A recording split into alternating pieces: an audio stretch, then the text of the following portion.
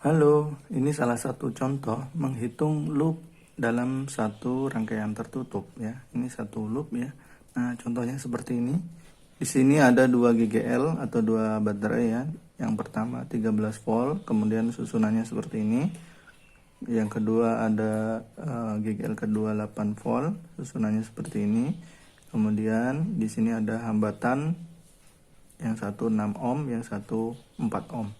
Nah, kita disuruh menentukan besar arus listriknya. Untuk menentukan besar arus listrik, menghitung arus listrik pada loop ini, kita misalkan dulu ya, arus listriknya ini mengalir kemana. Misalkan berlawanan dengan jarum jam. Bapak ingatkan untuk menentukan arah arus listrik itu terserah kita ya, boleh ke kanan atau ke kiri dan sebaliknya. Nah, kemudian untuk menghitung loop listrik ini kan digunakan hukum Kirchhoff ya, hukum Kirchhoff yang sigma GGL sama dengan sigma I dikali R gitu ya. Nah, sigma ini kan penjumlahan ya. Jadi setiap GGL yang ada itu ditambahkan. Nah, karena 2, maka nanti akan kita tambahkan antara kedua ini. Tapi kita lihat mana yang positif, mana yang negatifnya. Misalkan kita berjalan dari rangkaian ini, dari titik sini ya, dari titik sini ke arah berlawanan dengan jarum jam. Nah, kalau berjalan dari sini, kan kita temukan GGL itu yang positif atau yang negatifnya ini, kalau yang kecil. Nah, kalau yang pendek ya, yang pendek itu adalah kutub negatifnya ya. Baik, berarti kita ketemu negatif. Nah, kalau ketemu negatif itu besar GGL-nya adalah bernilai negatif gitu ya. Kemudian kita lanjut ke sini. Nah, ketemu GGL yang kedua. Nah, itu ketemu yang panjangnya. Yang panjangnya itu adalah positif. Berarti kita tulis positif 8 volt gitu ya. Nah, kalau ini karena ada 2 ya,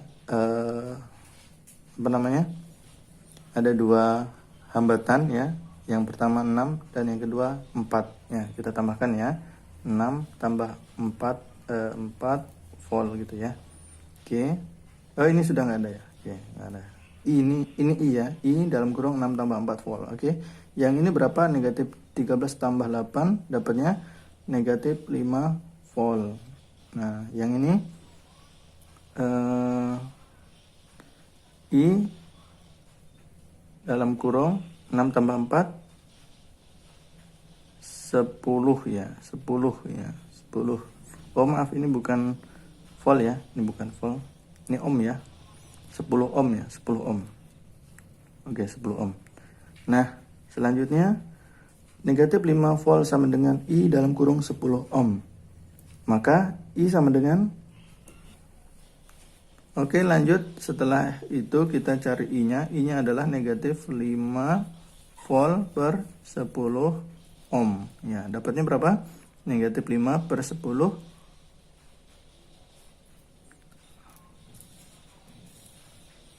Nah, ini dapatnya negatif 1/2 ampere ya, atau negatif 0,5 ampere. Nah, arusnya negatif artinya mengalir berlawanan arah dengan arah yang kita buat tadi.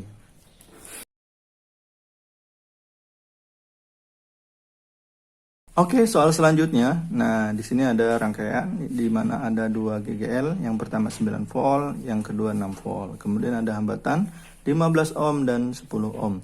Nah, sekarang misalkan kita asumsikan arus listriknya mengalir ke sini ya, atau searah dengan jarum jam. Oke, kita lihat ya, berdasarkan rumusnya kan sigma GGL sama dengan sigma I dikali R. Nah, misalkan kita jalan dari sini ya, jalan dari sini, oke, ke sini ketemu GGL yang panjang dulu.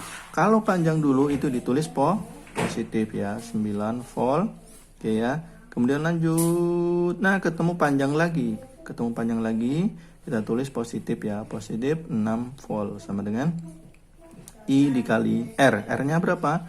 Nah, ada berapa aja? R-nya ada 15 dan 10. 15 ditambah 10 ya, ohm ya. Oke. Ini dapatnya berapa? Di 15 volt sama dengan I dikali 25 ohm ya. Oke, sehingga I sama dengan 15 per 25.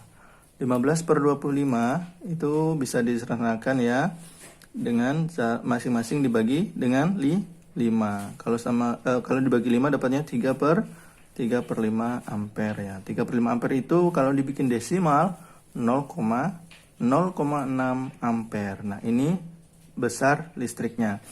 Karena besar positifnya positif, maka asumsi kita tadi benar bahwa arus listrik itu mengalir ke ini ke kiri atau searah dengan jarum jam.